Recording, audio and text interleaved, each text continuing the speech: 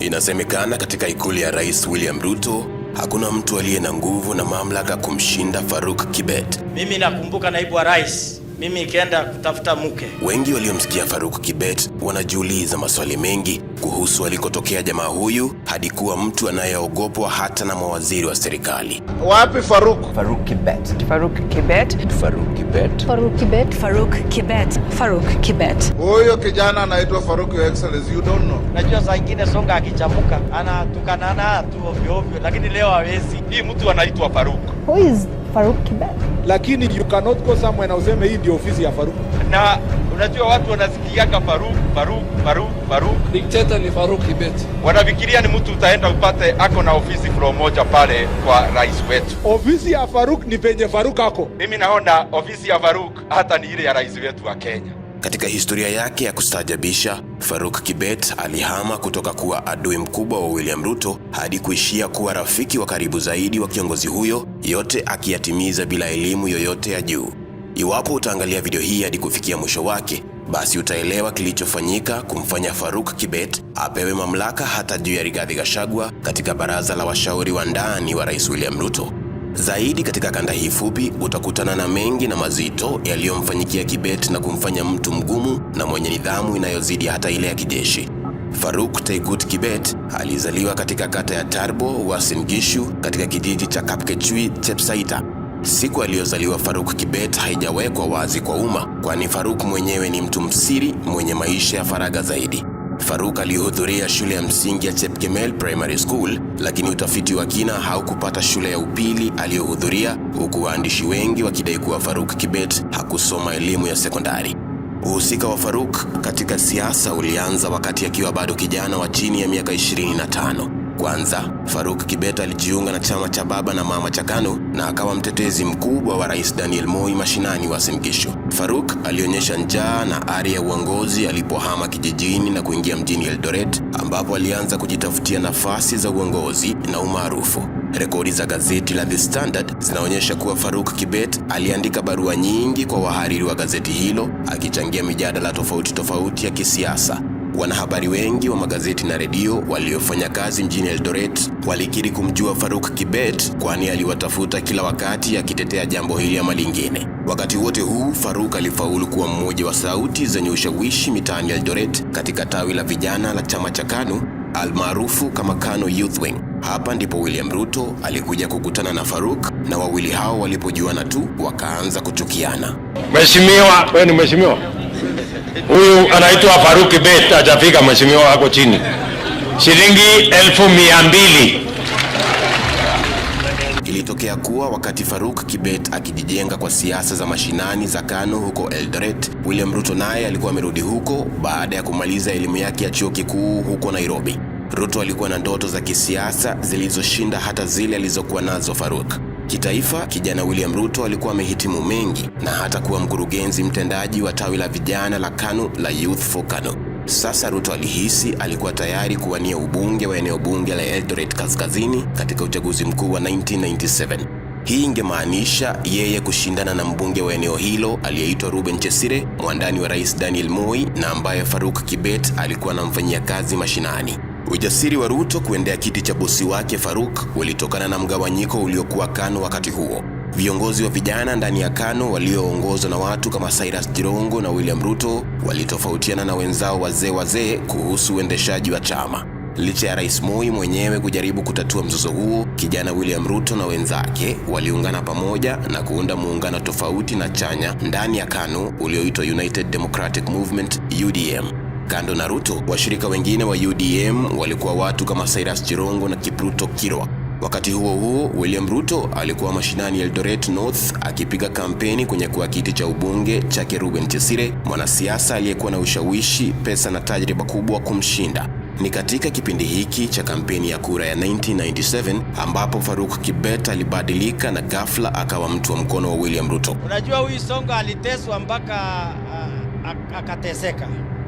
Sasa nafikiri aliposikia iko maombi akasema acha tu niende huko ili Mungu anisaidie. Sisi tumuombe Songo. Unampenda yeye? Na najua atakuja kuimba. Songo, usiniaibishe. Imba tu nyimbo moja ambaye itafanya hii watu wajue umeokoka. Unajua anafaanga vitu mingi kwa mkono. Alichelewa kwa sababu anafaanga vitu nyororo nini. Angependa kuchelewa sio? Lakini ukiangalia vile amevaa nguo nyeupe, kila kitu tu ni ya Mungu. Ninaangalia atakayekuwa deputy president anatoka hapa Kikuyu. Hata nikiona zaidi naangalia rais ambaye siku moja atatoka hapa Kikuyu. Kilichopelekea mabadiliko haya kilisimuliwa na Isaac Mayo, mwandani wa William Ruto wakati huo wa 1990s. Mnamo 2018, Isaac Mayo aliwaambia wanahabari wa gazeti la The Standard kuwa Faruk Kibet alikuwa anamshambulia sana William Ruto kabla ya kuhamia kwa kambi yake. Katika barua zake kwa magazeti tulizozitaja awali, kijana Faruk Kibet angewasifia viongozi wa juu wa KANU kama Mark Too, Philemon Chelagat na Ruben Chesire. Kwa kutumia ushawishi wake kama mwanaharakati wa KANU mashinani Eldoret, Faruk Kibet angeweka mijadala mizito ya mitaani iliyomkosoa Ruto na vijana wenzake waasi katika KANU kwa kujiona wenye busara kuwashinda wazee wao ndani ya chama hicho tawala. Isaac Mayo, ambaye alikuwa katika kambi ya kampeni ya William Ruto, alikiri kwamba Ruto aliona mashambulizi ya kisiasa ya Faruk yangemdhuru na akaonelea ni vyema kumchukua na kumleta karibu naye. Kwa upande wake, Faruk naye aliwahi kukiri kuwa alipoenda kwa Ruto walikumbatiana na kutoleana ahadi ya kufanya kazi milele. Kulingana na Bwana Mayo, uamuzi wa Ruto kumleta Faruk Kibet chini ya mshipi wake ulisaidia kampeni ya Ruto ya kwanza huko Eldoret North. Basi ikawa baada ya Ruto kumchukua Faruk Kibet kama mtu wake wa ground, Kibet aliapa kumtumikia Ruto bila kufeli, na ahadi hii inaonekana kusimama hadi wa leo. Ushindi wa William Ruto, mgombea kijana, dhidi ya Chesire katika kura ya 1997 unasemekana kuchangiwa pakubwa na uwepo wa Faruk katika kambi yake. Kama kiongozi wa vijana mashinani wa muda mrefu, Faruk alimsaidia Ruto kwa kumpa siri za kisiasa za mpinzani wake, kwani Faruk alimjua kiundani Ruben Chesire. Mrengo wa Ruto tulioutaja awali wa United Democratic Movement ndani ya KANU uliposajiliwa mnamo Januari mwaka wa 1999, Faruk Kibet akawa wa kwanza mashinani kuita wanahabari na kuunga mkono wapinzani hao waliojitenga ndani ya KANU. Ijapokuwa hatimaye Rais Daniel Moi aliwatawanya waasi wa UDM kwa kumpa waziri Cyrus Jirongo, mrengo huo ungempa ndoto zaidi za kuanzisha chama chake cha Bonde la Ufa siku moja William Ruto. Wakati kampeni za kura ya 2002 zikikaribia, Faruk Kibet, ambaye sasa alikuwa mtu wa karibu wa mbunge William Ruto, akawa anashambulia wazee wa KANU waliomtaka Moi aendelee kuwa rais hata baada ya 2002. Kama tu alivyomtetea Ruben Chesire kwa udi na uvumba kabla ya 1997, Faruk akawa meno makali aliyotumia William Ruto kuwapiga wapinzani wake mashinani Bonde la Ufa. William Ruto alikuwa msomi aliyehitimu kutoka chuo kikuu cha Nairobi, ilhali Faruk alionekana kuwa mtu wa chini mwenye kisomo kidogo, lakini urafiki wao ukawa kama wa watu wanaotoshana kwa njia zote. Ilipofika mwaka wa 2000, rekodi zilizoonekana na gazeti la Daily Nation zinaashiria kuwa Faruk Kibet alihusika kuwazuia wanyakuzi walionuia kunyakua shamba moja huko Uasin Gishu, tukio ambalo liliishia kwa vyombo vya habari. Shamba hilo lilikuwa la kampuni ya East African Tanning and Extract Company, na Faruk Kibet alitokea akiwa na vijana 60 wakidai kuwa njama ilikuwa ya kufukuza watu waliouziwa shamba hilo, watu ambao Faruk alinuia kuwatetea. Hii ilikuwa mapema mwaka wa 2000, na mzozo wa ndani kwa ndani kati ya William Ruto na wanasiasa wakongwe wa KANU ulikuwa bado unachemka. Baada ya uchaguzi mkuu wa 2002, ilifikia wakati wa Ruto kumzawadi Faruk kwa uaminifu wake katika miaka 5 aliyomsaidia kama mbunge wa Eldoret North. Kwa uhusika wa William Ruto, ambaye alikuwa amepanda cheo zaidi katika chama cha KANU wakati huo, Faruk Kibet akateuliwa kuwa diwani wa wadi ya Wareng mwaka wa 2003, kiti ambacho angeshikilia hadi 2007. Kama diwani huko Uasin Gishu, Faruk Kibet aliendelea kuwa silaha ya kisiasa ya William Ruto katika siasa za Bonde la Ufa, ambapo Ruto alikuwa na ndoto za siku moja kuwa kigogo. Kufikia 2004, Ruto na chama chake cha KANU walikuwa wapinzani baada ya mgombea wao Uhuru Kenyatta kubwagwa na Mwai Kibaki katika uchaguzi wa Disemba 2002. Rais mpya Mwai Kibaki alipopangiwa kuzuru Eldoret kwa mara ya kwanza kama rais ikiwa mwezi Machi 2004, William Ruto na Faruk Kibet walikuwa wamempangia. Inarekodiwa kuwa siku chache kabla ya hafla ya maonyesho ya kilimo ya Eldoret ASK Show ambayo Rais Kibaki angehudhuria, Faruk alifika kwa kituo cha polisi kuomba kibali cha kiajabu. Polisi kituoni walishangaa kumwona jamaa huyo mrefu amefika huku ameandamana na kundi la wenzake. Faruk alitaka polisi wamkubalie aongoze maandamano ya amani dhidi ya Kibaki mjini Eldoret siku hiyo hiyo ambao Kibaki angekuwa huko. Aliponyimwa nafasi hiyo, alisema alitaka kuandaa maandamano hayo kwa niaba ya wabunge wa KANU ikiwemo William Ruto, David Koros, Joseph Lagat, David Sudi, Charles Kiteo na Nick Salat. Faruk, wewe ndio unapanga hiyo mikutano yote ate ya vijana wewe. Faruk alisema yeye na wenzake walitaka kuandamana kulalamikia bei mpya za mbolea zilizotolewa na serikali ya Kibaki na hatua ya waziri wa uchukuzi John Mishuki aliyekuwa amefunga uwanja wa ndege wa Eldoret bila maelezo. Hafla ya Rais Mwai Kibaki asubuhi ya Machi tarehe 3, 2004 ilifanyika bila Faruk Kibet kufanya maandamano yake, lakini ukosoaji wake kwa serikali ya Mwai Kibaki haungekuja kuishia hapo. Katika hafla tofauti iliyofanyika kabla ya hii, Faruk Kibet alimkosoa Rais Kibaki hadharani kwa kumteua Mude Awori kuwa naibu rais, akisema uzee wa Bwana Awori ungeuzuia utendakazi wake na kufungia nje viongozi waliokuwa vijana zaidi. Serikali ya Kibaki ilipotoa taarifa ikimtaka rais mstaafu Daniel Moi kuandikisha taarifa na polisi kuhusu madai ya ufisadi dhidi yake, Faruk Kibet alijitokeza na kuongoza maandamano tena mjini Eldoret dhidi ya serikali ya NARC.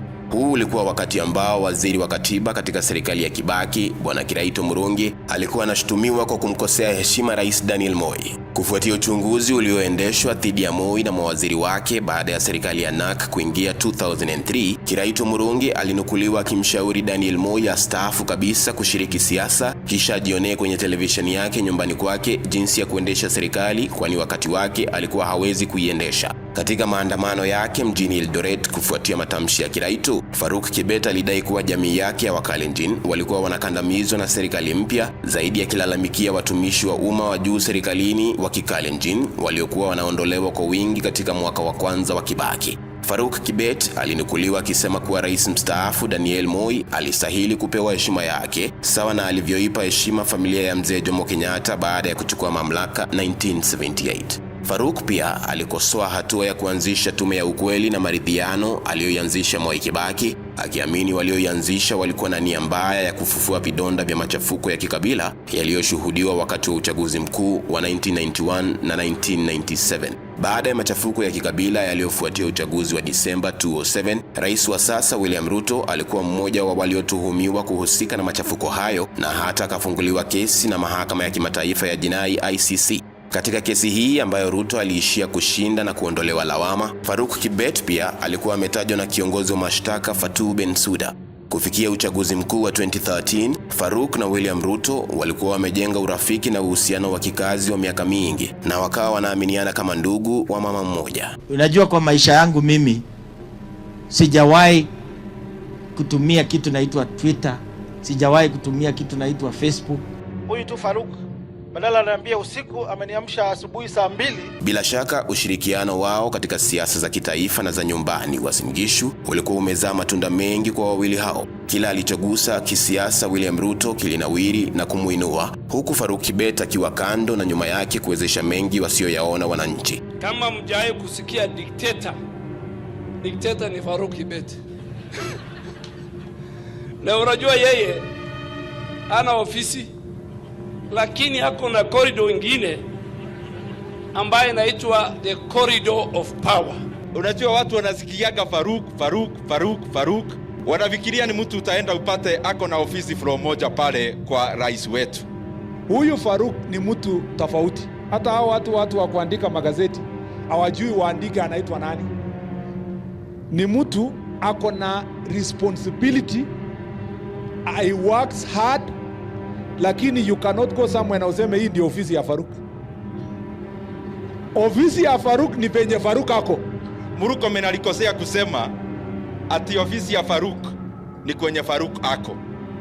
Mimi naona ofisi ya Faruk hata ni ile ya rais wetu wa Kenya, kwa sababu huwezi fikia rais Faruk akisema no. Moja ya majukumu fiche ya Bwana Kibet ni kumkinga Rais William Ruto dhidi ya wanasiasa wenzake wenye nia mbaya. Mara nyingi utawasikia wanasiasa wanamsema Faruk Kibet kwa njia ya kulalamika, lakini wakaficha lalama zao kwa maneno matamu. Wakati mmoja amesikika mbunge wa Kiharu Ndindi Nyoro, mmoja wa washikaji wa Ruto bungeni, akisema eti naibu rais Rigathi Gachagua mwenyewe hupitia kwake Faruk anapotaka kusema na Ruto. Hata huyu deputy rais na rafiki yangu kufikia yeye Faruk lazima aseme yes. Lakini huyu Faruk sio mtu wa kiburi, ni mtu wa kunyorosha kazi. Tulikuwa tunaenda mkutano ya campaign, ukiona iko disorder kidogo unaanza kuulizana wapi Faruk? Huyu Kibet Farouk ananikumbusha Martin Luther King Jr. mwenye alisema ukipewa kuwa sweeper, sweep mpaka mbinguni imbe iseme there lived a great sweeper. Kipchumba Murkomen, waziri wa Ruto anayepigwa vita na vijana wa Gen Z, aliwahi kunukuliwa pia akisema kuwa wengi wanaotafuta ofisi ya Farouk Kibet wanaikosa, kwani ofisi yake hutembea naye kila anakoenda. Ni kiongozi wetu wa maana sana, na niseme ukweli, kwa ushindi wa William Ruto na sisi alichangia kiasi kikubwa sana, kwa sababu tulisema hatupangwingwi, lakini tulipatia Farouk Kibet nafasi atupange. Kazi yenye alipewa, alianzia tu kupanga sisi ndio tuongee mzuri kwa mkutano na kukaa vizuri kwa ofisi. Anapanga mpaka kila mtu, hata naibu wa rais wakati alikuwa anaanza ofisi yake juzi anasema na munitafutie Farouk yangu mwenye atakuwa hapa. Hata nilikuwa nimemwambia Rais Ruto aniwachie yeye apange mambo yangu, akaniruka. Akasema anahitaji yeye nitafute yangu na mimi natafuta. Lakini nimemwambia Farouk nikitafuta yangu atanifanyia training 6 months ashike laini ndio aweze kuendelea mbele. Na juu nimesikia sasa mnaetaka hapa kwa boma yake ati anatoa sukari gunia moja, saa ingine anapea watu. Sipa hiyo wakati alikuwa mtu ya mkono ya deputy president. Sasa Farouk si ni mtu ya mkono ya rais. Wengine walienda hata mbali zaidi na kudai kuwa ofisi ya Farouk Kibet ilikuwa katika ofisi ya Rais Ruto yenyewe. Katika kampeni zilizomfanya William Ruto rais, mbunge wa Kikuyu Kimani Ichung'wah aliwahi kusema kuwa mikakati mingi ya kampeni zao ilipangwa na Farouk Kibet. Mara nyingi Farouk ameonekana jukwani akiwaambia wanasiasa wakubwa kile watakachosema hadharani na hata kuamua urefu wa hotuba zao. Farouk Kibet kwa sababu amesimama na watu wa area ya Turbo sana, na pia yeye ndio ameweza kusimama na president wetu. Logistics zote za campaign, ndege itafika hapa, yatashuka hapa, atalala hapa na kesho ataamkia campaign hivi, ni huyu Farouk Kibet. Na maajabu alikingi kwa karatasi, yote anachora kwa kichwa. Hata wakati Rais William Ruto alianza mchakato wa kubadilisha baraza lake la mawaziri, Farouk Taigut Kibet anasalia kuwa na usemi mkubwa baina ya watu wote wanaofanya kazi moja kwa moja na Rais Ruto. Iwapo Farouk ataishia kuingilia siasa za kuchaguliwa ni jambo la kuonekana. Kibet has worked, Farouk has worked to the top, and now he's sitting as the one with the key to President William Ruto's coffers, or President William Ruto's. All I'm only cautioning is that we hope he will not misuse this position.